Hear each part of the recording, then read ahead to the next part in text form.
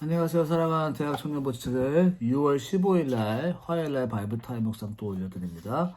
오늘은 신명기 10장이고요. 누가복음 4장 1절부터 13절에 있는 말씀입니다.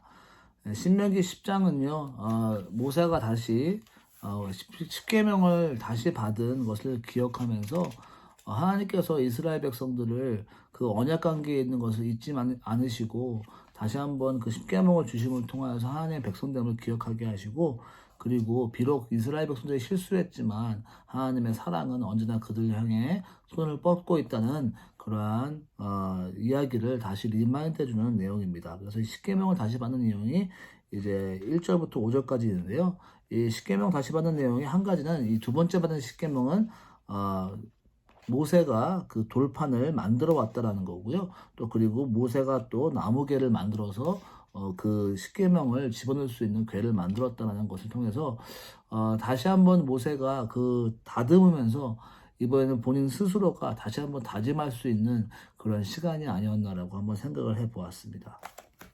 그리고 이제 6절부터 11절까지는요, 아론의 죽음이 나와 있고요. 아론과 그 아론의 아들 엘르아살이 이제 아론을 이어서 제사장이 되는 이야기고요. 그리고 그거와 함께 레위인이 다시 한번 그 기업이 그들의 기업은 땅으로 받는 것이 아니라 하나님의 일을 섬기는 것이 그들의 기업이라는 것을 다시 한번 리마인드 해주는 그러한 내용입니다. 네, 그리고 12절부터 이제 22절까지는 하나님을 경외하는 삶에 대한 설명이 나와 있고요. 하나님이 얼마나 그들을 하나님만이 진정한 신이 되시고 하나님을 경외하는 삶이 얼마나 축복된 삶인가를 설명이 나와 있고요.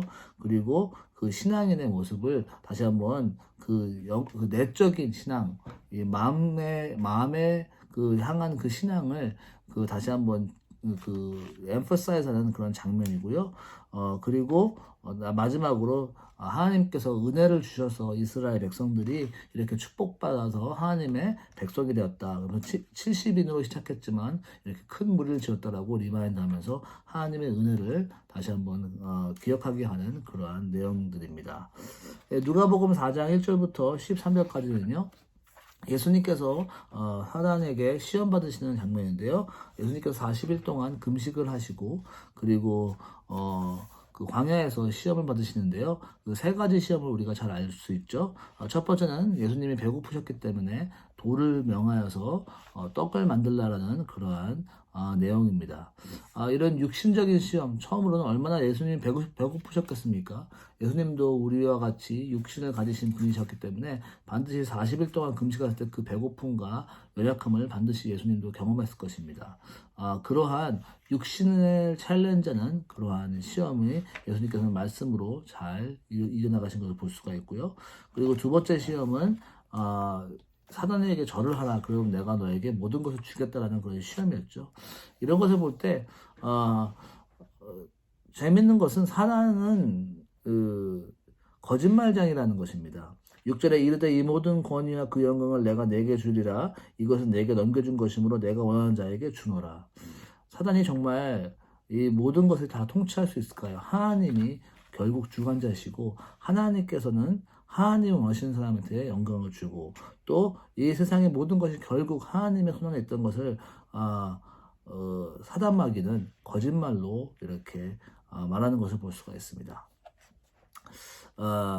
예수님은 또 이것을 또 말씀으로 물리치시고요. 또 마지막 9절부터 있는 그 내용은요. 너가 만약에 하나님의 아들이어든 뛰어다니라 라면서 하는 시험이죠. 예수님이 굳이 프루브를 하셔야 될까요? 예수님이 하나님의 아들이고 메시아라는 것을 굳이 프루브하실 필요 없습니다. 이러한 시험 속에서 예수님은 지혜롭게 하나님을 시험하지 말라 그러면서 본인의 그러한 믿음을 끝까지 잘 지켜줬던 것을 보면서 이 사단마귀의 시험, 육신에게 가져온 시험, 그리고 사단에게 가져오는 거짓말, 그리고 세 번째로 우리가 하나님의 자녀라는 걸 프로브할 필요 없는, 하나님은 이미 예수님을 하나님의 아들로 세우시고 여러분을 또한 하나님을 자녀로 삼으시고 하나님을 여전히 사랑하신다는 것을, 하나님의 소유라는 것을 잊어버리지 않는 그런 여러분 되시길 바랍니다. 제가 나누고 싶은 원 verse는요. 신명기 10장 12절에 있는 말씀입니다. 읽어드릴게요. 이스라엘아, 내 하나님 여호와께서 내게 요구하는 것이 무엇이냐? 곧 내 하나님 여호와를 경외하며 그의 모든 도를 행하고 그를 사랑하며 마음을 다하고 뜻을 다하여 내 하나님 여호와를 섬기고 라고 했습니다. 이 12절을 보면요, 적나라하게 하나님께서 우리에게 요구하시는 것이 설명이 되어 있습니다. 대체 하나님은 나에게 무엇을 요구하실까요? 하나님은 지금 나에게 바라고 원하시는 것이 무엇일까요? 하나님의 마음을 기쁘게 할 수 있게 여러분들의 모든 삶은 축복의 삶이 될 것일 뿐만 아니라 내가 살아가는 이유에 그 정확하게 맞춰서 살아갈 수가 있는데요. 하나님께서는 여러분들에게 요구하시는 것을 아주 클리어하게 이 벌스에서 말씀하시고 있는 것을 볼 수가 있습니다. 그래서 보면요, 그거를 한번 브레이크 다운 하면은 이 네 가지로 볼 수 있는데요. 경외하고, 도를 행하고, 사랑하며, 그리고 섬기는 것. 근데 이 네 가지 일이 참 임파서블하게 보일 때가 많습니다. 어떻게 내가 그의 모든 도를 행하고 마음을 다해서 하나님을 섬기고 살아갈 수 있을까? 참 너무나 어려운 일이라 생각이 들죠. 그래서 저도 이 말씀을 가지고 많이 스트러글하고 같이 씨름했는데요.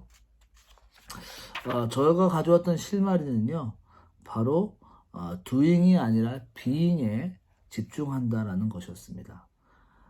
그의 모든 도를 행하는 것, 그리고 마음과 뜻을 다하여 여호와를 섬기는 것. 참 그 doing에 포커스하다 보면은 내가 어떻게 여호와의 도를 하나도 빠짐없이 다 할 수 있을까? 또 내가 어떻게 하나님 여호와를 잘 섬길 수 있을까라고 참 고민되고 자신감이 없고 또 나의 그 실패와 또 나의 부족함을 통하여서 참 이렇게 마음이 막막해지는 것을 볼 수가 있습니다. 하지만 비잉에 신경을 쓸 때 좀 실마리가 풀리지 않을까라고 생각이 듭니다. 그것은 바로 무엇이냐면은 비잉, 경외하고 사랑하는 것이라는 것입니다. 내가 하나님을 경외하는 마음을 가지고 살아갈 때 그 나에 있는 삶 속에서 나의 행동으로 하나님의 도를 따라가게 될 것이고 또 나의 힘을 다해서 하나님을 섬길 수 있지 않을까라고 생각이 들었습니다. 경외하고 사랑하는 그 비잉에 집중하는 그것이 먼저 첫 단추가 아닐까라고 생각이 들었습니다. 그 비잉에 집중하고 그 비잉을 통하여서 행하고 섬길 때 그러할 때 하나님께서 기뻐하시는 그 하나님께서 원하시는 요구하시는 것이 이루어지지 않을까라고 생각을 해보았습니다. 여러분들 오늘 하루도 참 이런저런 할 일도 많지만 또 결정할 것도 많고 또 여러분들 섬기는 것도 많으실 텐데 그런 관계 속에서 또 그런 상황 속에서 비잉에 집중하기 바랍니다.